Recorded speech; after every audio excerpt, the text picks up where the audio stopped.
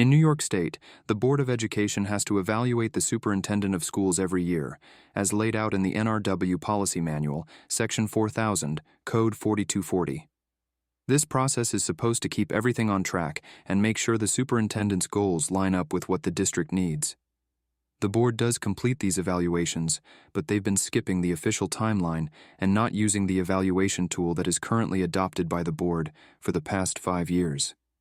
This might not sound like a big deal, but it could lead to some serious issues. First off, not following the set timeline and not using an agreed-upon evaluation tool can disrupt how well the superintendent manages key priorities, potentially derailing the district's leadership.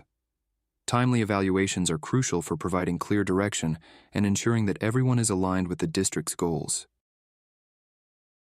On top of that, not following the policy might bring more scrutiny from state regulatory bodies, which could affect the district's standing and ability to get funding. Plus, it erodes trust with parents, teachers, and the community because it looks like there's a lack of transparency and accountability. So, even though the board is completing the evaluation, not sticking to the agreed timeline and tools could really hurt the district's credibility, legal position, and leadership effectiveness. The superintendent is required to conduct annual evaluations of all administrative staff, as outlined in their policy manual. These evaluations play a crucial role in ensuring the effectiveness and accountability of the district's leadership team. While the evaluations themselves are being completed, it is not common for results to be presented to the Board of Education. This lack of transparency could have significant negative effects on the district. Firstly, without the board reviewing these evaluations regularly, it becomes difficult for them to accurately assess whether the district has adequate administrative staffing. This can lead to misjudgments regarding hiring, promotions, or reallocations of resources, which can impact the quality of education and the district's operational efficiency. Additionally, not sharing evaluations with the board limits their ability to provide informed oversight and guidance.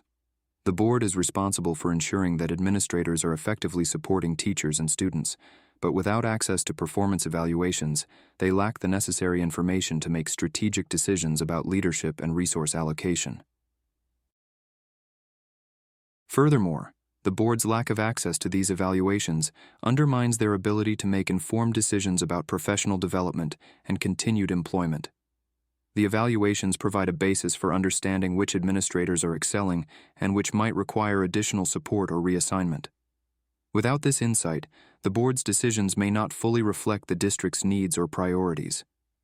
Finally, the absence of regular presentation of evaluations to the board could erode trust with parents, teachers, and the community. Stakeholders may perceive the district as lacking transparency and accountability, which can lead to a decline in confidence in the district's leadership and decision-making processes.